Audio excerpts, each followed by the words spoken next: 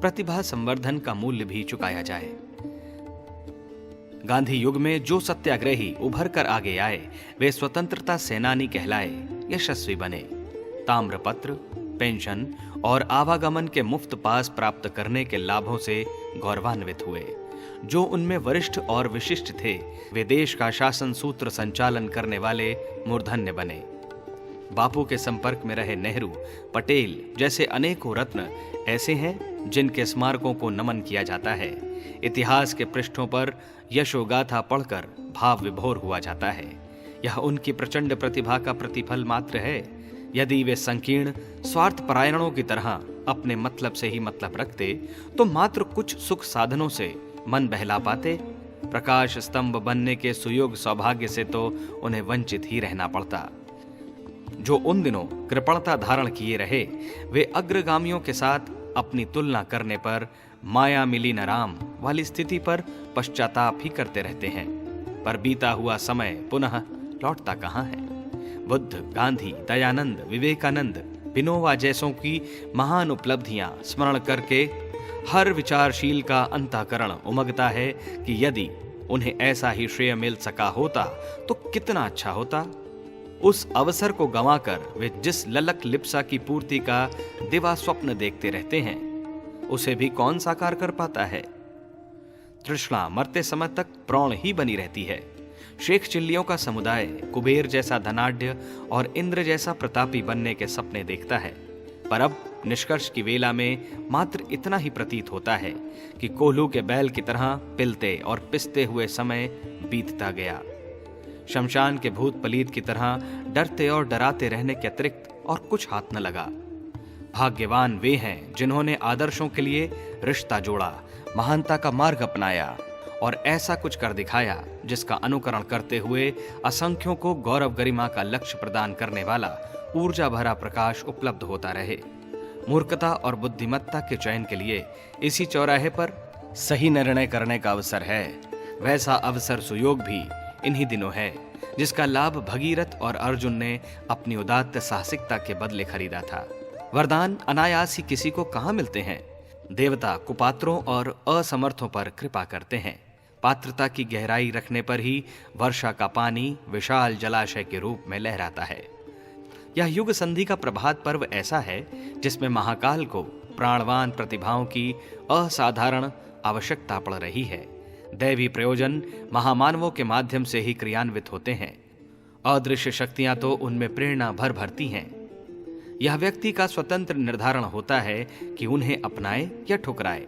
कृष्ण ने अर्जुन को कहा था कि दुष्ट कौरव तो पहले से ही मरे पड़े हैं, मैंने उनका पहले ही तेज हरण कर लिया है।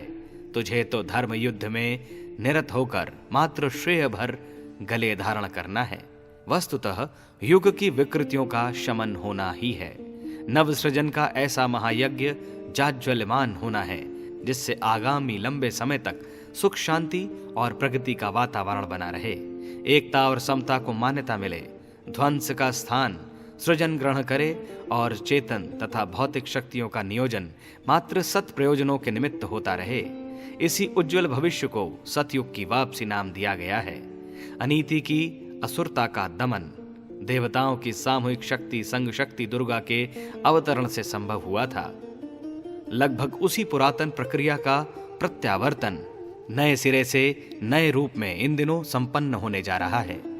उस प्रवाह में सम्मिलित होने वाले सामान्य पत्तों की तरह हल्के होते हुए भी सरिता की धाराओं पर सवार होकर बिना कुछ विशेष प्रयास के ही महानता के महासमुद्र में जा मिलने में सफल हो सकेंगे। अपने काम से किसी से कुछ कह पाने के लिए कहीं जाना एक बात है और किसी समर्थ सत्ता द्वारा अपने सहायक के रूप में बुलाए जाने पर वहां पहुंचना सर्वथा दूसरी। पहली में एक पक्ष की दीनता और दूसरे पक्ष की स्वाभाविक उपेक्षा भर रहती है, पर आमंत्रित अतिथि को लेने स्टेशन पर माला लेकर पहुंचना और सम्मानपूर्वक ठहराया जाता है। उसके वार्तालाप को भी प्रमुखता दी जाती है और ऐसा आधार खड़ा किया जाता है कि आमंत्रित व्यक्ति में निमंत्रण का उद्देश्य समझने और उसमें सहभागी बनने की प्रतिक्रिया उत्पन्न हो। महाकाल द्वारा प्रज्ञा परिजनों को भेजे गए आमंत्रण को इसी रूप में देखा समझा जाना चाहिए। राम स्वयं ऋष्यमुख पर्वत पर गए थे और सुग्रीव हनुमान को सहयोग हेतु सहमत करके लौटे थे। रामकृष्ण परमहंस ने विवेकानंद के घर जाकर उन्हें देव संस्कृति के पुनरुद्धार में संलग्न होने के लिए सहमत किया था। अर्जुन को स्वयं भगवान कृष्ण ने समझाने से लेकर धमकाने तक की नीति अपनाकर युद्धरत होने के लिए बाधित किया था। समर्थ और शिवा के, चाणक्य और चंद्रगुप्त के बीच भी ऐसा ही घटनाक्रम बना था। साथ ही उन्हें आवश्यक शक्ति और सफलता प्राप्त करने के लिए भी उपयुक्त तारतम्य बिठाया था। जिन्हें पारदर्शी दृष्टि प्राप्त है वे देख सकते हैं कि महाकाल ने अपनी असमर्थता व्यक्त करते हुए प्राणवानों के सामने गिड़गिड़ाने का उपक्रम नहीं किया है, वरन सुनिश्चित संभावनाओं में भागीदार बनकर अजस्त्र सौभाग्य प्रदान करने के लिए चुना है। इस तरह बरसने वाले वरदान की उपेक्षा, अवमानना करना किन्हीं अदूरदर्शी हतभागियों से ही बन पड़ेगा। लोभ मोह के बंधन में फंसने और बंधे रहने के लिए तो हीन स्तर के प्राणी भी स्वतंत्र हैं। फिर मनुष्य अपनी गरिमा भरे भविष्य को यदि उसी तुच्छता पर आधारित करने का हठ करे तो उसे किस प्रकार समझदारों की पंक्ति में बिठाया जा सकेगा। सरकार मोर्चे पर सैनिकों को लड़ने भेजती है तो उनके लिए आवश्यक अस्त्रों, उपकरणों, वाहनों की, भोजन आच्छादन की व्यवस्था भी करती है और उनके घर परिवार के सदस्यों के निर्वाह हेतु वेतन भी प्रदान करती है। युग सृजन के लिए कटिबद्ध होने वालों को आवश्यक प्रतिभा से लेकर उपयुक्त परिस्थितियां उपलब्ध न हो, ऐसा हो ही नहीं सकता। नव सृजन की संभावना तो पूरी होने ही वाली है, क्योंकि उसके न बन पड़ने पर महाप्रलय ही शेष रह जाती है, जो कि सृष्टा को अभी स्वीकार नहीं। व्यक्ति और समाज अब इस कदर गुथ गए हैं कि दोनों का पारस्परिक तालमेल पानी और मछली जैसा अविच्छिन्न हो गया है। कोई निजी उन्नति से, निजी सुविधा संपादन भर से सुखी नहीं रह सकता। संबद्ध वातावरण यदि विपन्न है तो किसी सज्जन की भी शांति सुरक्षित नहीं रह सकती। अग्नि और महामारी किसी घर विशेष तक सीमित नहीं रहती। गुंडागर्दी एक जगह पनपेगी तो समूचे क्षेत्र में विग्रह खड़ा करने का निमित्त कारण बनेगी। बढ़ी हुई जनसंख्या और आधुनिक प्रगति के फलस्वरूप अब निजी जीवन को ही सही बना लेने भर से काम चलने वाला है नहीं। इसलिए जनमानस के गिरे हुए स्तर को उभारना, प्रकारांतर से अपनी और अपने परिकर की सुरक्षा करना है। सामूहिक जीवन मनुष्य की नियति है। इन दिनों सामूहिकता और भी अनिवार्य हो गई है। अपने मतलब से मतलब रखने की नीति अपनाने वाले यह नहीं समझते कि समुन्नत समाज के घटक ही वास्तव में सुखी रह सकते हैं।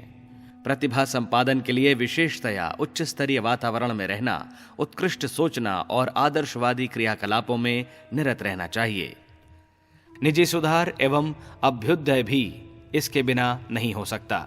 अपनी स्थिति लोकसेवी और उदार चेता सद्गुणी रखे बिना किसी भी शारीरिक बनावट मात्र से प्रभावशाली होने का अवसर नहीं मिल सकता। सद्गुणों का बाहुल्य एवं अभ्यास ही किसी को इस योग्य बनाता है कि वह अन्यान्यों का सम्मान एवं सहयोग अर्जित कर सके। इसी सफलता के आधार पर किसी की प्रतिभा और गरिमा का वास्तविक मूल्यांकन हो सकता है। आवश्यक है कि संकीर्ण स्वार्थपरता की पूर्ति में ही अपनी समूची क्षमताएं न खपा दी जाएं। इसमें जितना लाभ दिखाई पड़ता है उसकी तुलना में घाटा अधिक है। व्यापक स्तर का सार्वजनीन स्वार्थ ही परमार्थ है। परमार्थ परायण अपना निज का हित साधन तो निश्चित रूप से करते ही हैं, साथ ही चंदन वृक्ष की तरह निकटवर्ती लोगों को भी गरिमा प्रदान करते हैं। प्रतिभा संपादन के लिए जिस प्राथमिक कक्षा में पढ़े बिना काम नहीं चलता वह है सेवा साधना। उच्च स्तरीय सेवा साधना में दो ही तत्व प्रमुख हैं, एक सत्प्रवृत्ति संवर्धन, दूसरा दुष्प्रवृत्ति उन्मूलन। इन दो प्रयासों को अपनाने के लिए अपने समय और साधनों का एक अंश नियमित रूप से लगाते रहने का महत्व समझा जाना चाहिए। एक सुनिश्चित व्रत धारण कर उसका निर्वाह करते रहने में अपनी श्रद्धा, निष्ठा एवं मनस्विता का परिचय देना चाहिए। इसे प्रतिभा परिवर्धन की अनिवार्य फीस मानकर चलना चाहिए। युग परिवर्तन का सरंजाम इसी माध्यम से संपन्न होगा। प्रतिभा के बीजांकुर हर किसी में विद्यमान हैं। सड़क पर मोटर के पहिए दौड़ते दिखते हैं, पर इंजन का पर्दा उठाकर देखने पर प्रतीत होता है कि उसके भीतर तेल जलकर ऊर्जा उत्पन्न कर रहा है। उस उत्पादन में भी बैटरी और डायनमो की अपनी अपनी भूमिका है। उसी शक्ति से अनेक कलपुर्जे अपने अपने ढंग से घूमते और मोटर को सड़क पर दौड़ाते रहते हैं। मानवीय सत्ता के संबंध में भी यही बात है। उसकी प्रत्यक्ष हलचलें हाथ, पैर, सिर, धड़, आंख, मुंह आदि के माध्यम से कार्य करती दिख पड़ती है। पर त्वचा का ढक्कन उठाकर देखने से कुछ और ही प्रतीत होता है। हृदय का रक्त संचार, मांसपेशियों का अंकुचन, प्रकुंचन, श्वास प्रश्वास आदि हरकतें भीतरी अवयव करते हैं और उनके घर्षण से ऊर्जा का वह उत्पादन होता है जिसके माध्यम से शरीर के सभी अंग अपनी अपनी निर्धारित क्रिया प्रक्रिया संपन्न करते रहने में समर्थ होते हैं।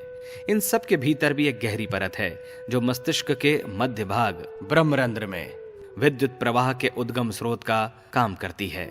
इस उद्गम का भी स्वतंत्र कर्तृत्व नहीं है।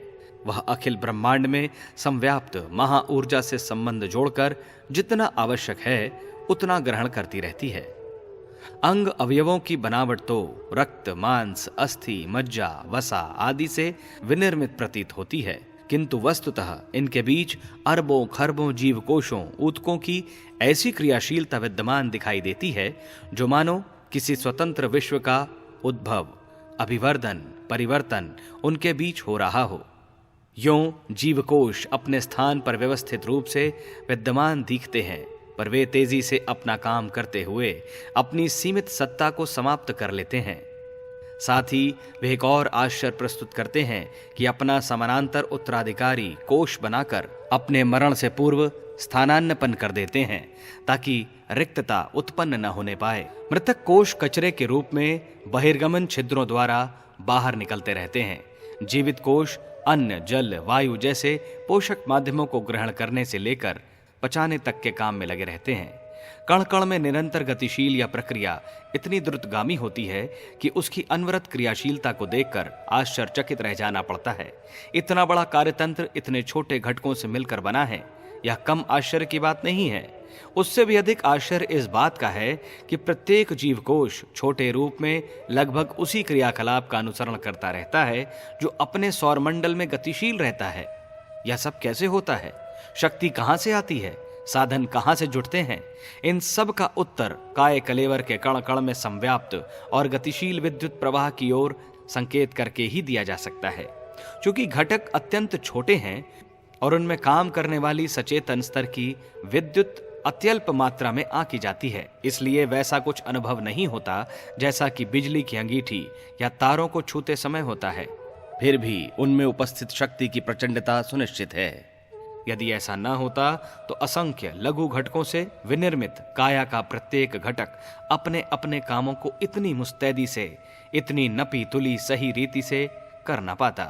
आकलनकर्ताओं ने हिसाब लगाया है कि यदि शरीर के छोटे बड़े अनेकानेक अंग प्रत्यंगों की बिजली को एकत्रित किया जा सके तो उसकी शक्ति किसी विशाल काय बिजली घर से कम न होगी। इतनी आपूर्ति किए बिना जन्म से लेकर मृत्यु पर्यंत जो असंख्य क्षेत्रों की अनेकानेक स्तर की गतिविधियां बिना रुके अनवरत रूप से काम करती रहती हैं, उनका इस प्रकार क्रियाशील रह सकना संभव न हुआ होता। औसत 5 फुट 6 इंच का यह कलेवर अपने भीतर इतनी शक्ति सामर्थ्य छिपाए हुए है जिसे यदि वैज्ञानिक द्वारा स्थूल उपकरणों के माध्यम से उत्पन्न किया जाए तो उसके लिए मीलों लंबे विशाल काय बिजली घर की आवश्यकता पड़ेगी। इतना विराट एवं असीम संभावनाओं से भरा है यह काया का विद्युत भंडार। साधारणतया इस विद्युत प्रवाह का एक छोटा अंश ही काम आता है, उतना जिससे हल्की फुल्की दिनचर्या चलती रहे। आजीविका, उपार्जन, उसके परिपालन, निद्रा, जागृति तथा छिटपुट काम ही इसके द्वारा संपन्न हो पाते हैं। क्रियाशील उतना ही अंश रहता है जो काम में आता रहता है। उथली सांस लेने वालों के फेफड़ों का थोड़ा ही अंश काम में आता है। फलतः शेष अंश निर्बल दुर्बल बना किसी प्रकार अपना अस्तित्व भर बनाए रहता है। आराम तलब लोगों के शरीर का अधिकांश भाग निष्क्रिय पड़ा रहता है और उस दुर्बलता का लाभ उठाकर वहां कई प्रकार के रोग विषाणु जड़ जमा लेते हैं। वे काया को जीर्ण बनाकर गिरगिट की तरह रंग बदलते रहते हैं। यही बात मस्तिष्क के बारे में भी होती है। मनुष्य की इच्छा आकांक्षाएं सीमित होती हैं। वह उन्हीं को पूरी करने के लिए कल्पना जल्पना करता रहता है। मन और बुद्धि का एक छोटा अंश ही इस प्रयोजन के लिए खपता है। जिन क्षमताओं का उपयोग नहीं हो पाता वे प्रसुप्त स्थिति में चली जाती हैं और लगभग मूर्छित स्थिति में किसी कोने में छिपी पड़ी रहती हैं। मानवीय विद्युत भंडार की असीमितता, उपयोगिता और उसकी महती क्षमता का यदि विज्ञान सम्मत आकलन किया जा सके तो प्रतीत होगा कि वह इतनी अधिक है जिसके सहारे अपना और दूसरों का इतना हित साधन हो सकता है जितना कि कभी कभी मनुष्यकृत ऐतिहासिक चमत्कारों के विवरणों में पढ़कर हतप्रभ हो जाना पड़ता है। प्रचलित भाषा में इन्हें दैवी वरदानों के नाम से पुकारा जाता है, रिद्धि सिद्धियों का भंडार कहा जाता है अथवा दिव्य विभूतियों के नाम से उनकी चर्चा होती रहती है। ऐसे संदर्भ भी प्रायः सही ही होते हैं। अतः मानना पड़ता है कि मनुष्य वस्तुतः असीम शक्तियों का भंडार है। इसी बात को इस प्रकार भी कहा जा सकता है कि वह तप के बल पर देवताओं के उच्च स्तरीय विभूति वरदान उपलब्ध कर सकता है, किंतु वास्तविकता इतनी ही है कि जो कुछ उभरता है भीतर से ही उफन कर ऊपर आया हुआ होता है। जिन्हें पेट प्रजनन की ही गरज है, जो लोभ, मोह और अहंकार से ऊंचे उठ सकने की आवश्यकता ही नहीं समझते, उनके संबंध में तो कहा ही क्या जाए। किंतु जिन्हें कोई महत्वपूर्ण लक्ष्य प्राप्त करना है, उनके लिए एक ही उपाय है कि प्रसुप्त शक्तियों को जागृत करके उन्हें उस स्तर का अभ्यास कराया जाए जिसके बलबूते बड़े काम किए जाते हैं, बड़े लाभ अर्जित किए जाते हैं। दूसरों की सहायता पाने की बात को अधिक महत्व नहीं देना चाहिए। अपना पुरुषार्थ जगे तो यह स्वाभाविक है कि खिले हुए फूल को देखकर उस पर तितलियां मंडराएं और भौरें यश गीत गाने की झड़ी लगाएं। अध्यात्म दर्शन का सार निष्कर्ष इतना भर है कि अपने को जानो, आत्मनाम विद्धि, अपने को विकसित करो और ऐसी राह पर चलो जो कहीं ऊंचे लक्ष्य तक पहुंचाती हो। यह शिक्षा अपने आप के लिए है। इसे स्वीकार अंगीकार करने के उपरांत ही वह प्रयोजन सधता है जिसमें दूसरों से कुछ समर्थन, सहायता, अनुदान पाने की आशा की जाए। देवता भी तपस्वियों को ही वरदान देते हैं, बाकी तो फूल प्रसाद के दोने लिए देवी स्थानों के इर्द गिर्द चक्कर लगाते रहते हैं। भिखारी कितना कुछ कमा पाते हैं इसे सभी जानते हैं। उन्हें जीवन भर अभावों की उपेक्षा की शिकायत ही बनी रहती है। वस्तु स्थिति समझने के उपरांत उसी निमित्त उन्मुख होना चाहिए कि अपने को अधिक प्रामाणिक और अधिक प्रखर बनाने में जुट पड़ा जाए। मनौती मानते रहने की अपेक्षा यही अवलंबन सही और सच्चा है। इस हेतु कुछ कदम बढ़ाने से पूर्व यह अनुमान लगा लेना चाहिए कि अपने भीतर सामर्थ्य का अजस्त्र भंडार भरा पड़ा है। सृष्टा ने मनुष्य को असाधारण सफलताएं उपलब्ध कर सकने की संभावनाओं से भरा पूरा बनाया है। आवश्यकता मात्र इतनी है कि अवरोध की झीनी दीवार को गिराने के लिए साहस जुटाया जाए। अंडों में जब चूजा समर्थ हो जाता है तो वह भीतर से जोर लगाता है और छिलके को तोड़कर बाहर आ जाता है। इसके बाद तो उसकी माता ही सहायता करने लगती है। प्रसव वेदना का कारण एक ही है कि गर्भस्थ बालक बाहर निकलने के लिए अपनी शक्ति प्रयोग करता है। यदि भ्रूण अति दुर्बल और मृत मूर्छित हो तो प्रसव की संभावना अति दुष्कर हो जाती है।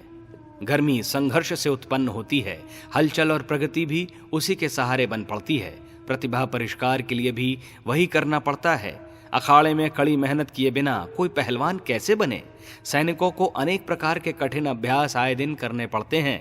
नदियों का प्रवाह अनेक चट्टानों को उलटता हुआ आगे बढ़ता है। मोर्चा जीतने के लिए रण क्षेत्र में अपने कौशल का परिचय देना होता है। भंवरों वाली तेज धार को चीरते हुए नाव को पार ले जाने वाले साहस का परिचय ही किसी नाविक को विशिष्टता का गौरव प्रदान करता है। प्रतिभा परिष्कार की आरंभिक शर्त है अपने आप से जूझना। इस हेतु आलस्य और प्रमाद से सर्वप्रथम लड़ना पड़ता है। उसके स्थान पर चुस्त दुरुस्त रहने की जागरूकता को धारण करना पड़ता है। निराशा, अनुत्साह, चिंता, खिन्नता जैसे मानसिक दुर्गुणों के साथ तब तक संघर्ष करना पड़ता है जब तक कि उनके स्थान पर आशा, प्रसन्नता, उमंग, निश्चिंतता, निर्भयता और शिष्टता जैसी सत्प्रवृत्तियां अपने आप को प्रतिष्ठित न कर लें। यह नित्य ध्यान रखने और निरंतर अभ्यास करने का विषय है, जिसे बिना रुके, बिना हारे, अनवरत रूप से क्रियान्वित ही किए रखना चाहिए।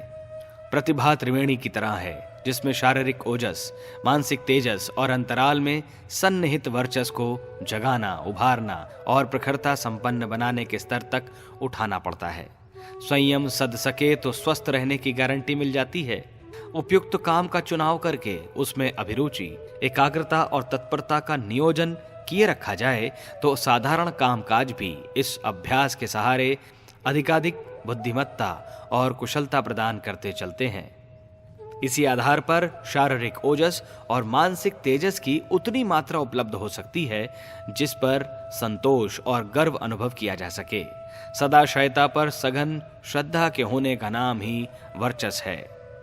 आदर्शवादिता इसी अवलंबन को अपनाती है और उत्कृष्टता को इससे कम में चैन नहीं पड़ता। वर्चस जिसके भी अंतराल में उभरता है, उसमें शालीनता की, सदाशयता की, सज्जनता की कमी नहीं रहती। इस दिव्यता का जितना अंश जिसके हाथ लग जाता है, वह उतने ही अंशों में धन्य हो जाता है। उच्च स्तरीय प्रतिभा ही ब्रह्म तेजस है। उसी को ब्रह्म वर्चस भी कहते हैं। उसे जिसने भी पर्याप्त मात्रा में अर्जित कर लिया है, वह शरीर से सामान्य होते हुए भी अपनी चेतनात्मक प्रखरता के सहारे ऐसे पुण्य प्रयोजन संपन्न कराने में समर्थ रहा है कि उसे अनुकरणीय भी माना जाए और अभिनंदनीय भी। भगवान बुद्ध का उदाहरण प्रत्यक्ष है। उन्होंने अपने जीवन काल में 1 लाख भिक्षु भिक्षुणी परिव्राजक बनाकर विश्व के कोने कोने में धर्म चक्र प्रवर्तन के लिए भेजे थे और वे सभी एक से एक बड़ी चढ़ी उपलब्धियां पाने में सफल हुए थे। अशोक और हर्षवर्धन ने उनके प्रतिपादन से प्रभावित होकर अपना विपुल वैभव उनके आदेशों पर निछावर कर दिया था। आम्रपाली और अंगुलीमाल जैसों ने निकृष्टता का परित्याग कर उत्कृष्ट स्तर का अपना कायाकल्प कर लिया था। चाणक्य की एकाकी योजना ने भारत पर आक्रमण करते रहने वाले आक्रांताओं, आतंकवादियों को उनके बिलों में वापस लौटने के लिए बाधित कर दिया था। अनेक अनुभवी उनके सहायक बने थे। नालंदा विश्वविद्यालय की स्थापना करने से लेकर उसके संचालन तक की जिम्मेदारी का निर्वाह उनकी प्रतिभा ही करती रही थी। चुंबक अपने समकक्षों को खींचता जुटाता तो अनायास ही रहता है। महामना मालवीय जी आरंभ में सामान्य वकील और संपादक थे, पर जब उन्होंने हिंदू विश्वविद्यालय के निर्माण का संकल्प लिया तो प्रायः 50 करोड़ की संपत्ति उन लोगों से जुटाई जिनके साथ उनकी कोई पूर्व की जान पहचान तक न थी। अर्जुन ने पाताल से गंगा उभारकर भीष्म को ताजा जल पिलाया था। भीष्म भी कुछ कम न थे। शरशैया पर पड़े हुए असह्य वेदना सहते हुए भी उन्होंने मौत से कह दिया था कि अभी मरने की फुर्सत नहीं है। वह लौट गई और तब आई जब उत्तरायण सूर्य में उन्होंने चलने का मुहूर्त निश्चित किया था। मनस्वी के आगे नियति भी पानी भरती है। सावित्री ने यमराज के हाथों से अपने मृत पति को जीवित करा वापस लौटा लिया। दमयंती के नेत्र तेज से व्याध का जल जाना प्रसिद्ध है। गौतम ऋषि के शाप से सगर पुत्रों की क्या दुर्गति हुई थी, यह भी इतिहास प्रसिद्ध है। राणा सांगा 80 गहरे घावों से आहत होते हुए भी मृत्यु पर्यंत शत्रु से लड़ते रहे थे। वॉल्टेयर ने अस्पताल की चारपाई पर पड़े पड़े ही इतने महत्वपूर्ण ग्रंथ लिखे थे कि उनके पुरुषार्थ को देखते हुए आश्चर्यचकित हुए बिना रहा नहीं जाता। संसार के इतिहास में ऐसे अनेकों करोड़पतियों का उल्लेख है जिनकी निजी योग्यता और पूंजी नहीं के बराबर थी, फिर नियति ने उन्हें अदम्य उत्साह, सूझबूझ के सहारे धन कुबेर बनने का अवसर प्रदान किया। बाटा से लेकर टाटा एवं हेनरी फोर्ड, रॉकफेलर तक की बड़ी नाम वाली इसी पंक्ति में खड़ी दीख पड़ती है। सरदार पटेल द्वारा बागी सियासतों को भी भारत में विलय के लिए सहमत कर लिया जाना ऐसा कार्य है जिसमें उनके महान व्यक्तित्व की झलक झांकी मिलती है। बारडोली सत्याग्रह में भी वे अपना कमाल दिखा चुके थे। जापान के गांधी कागावा ने एक गंदे मोहल्ले में सेवा कार्य आरंभ करते हुए अंततः जापान के पतितोद्धारक के रूप में अद्भुत प्रतिष्ठा अर्जित की थी। बिहार का हजारी किसान अपनी लगन के बल पर उस क्षेत्र में 1000 आम्र उद्यान लगाने में सफल हुआ था। ऐसे उदाहरणों की कमी नहीं है। वे भूतकाल में भी असंख्य थे और अब भी जहां तहां एक से एक बड़ी चढ़ी सफलताएं अर्जित कर रहे हैं। इसमें व्यक्ति विशेष का नहीं, वरन उनकी परिष्कृत प्रतिभा का ही चमत्कार दृष्टिगोचर होता है। यह हर किसी के लिए संभव है। आवश्यकता इतनी भर है कि लगन सच्ची हो और उसके लिए योजनाबद्ध रूप से पुरुषार्थ करने में कुछ उठा न रखा जाए।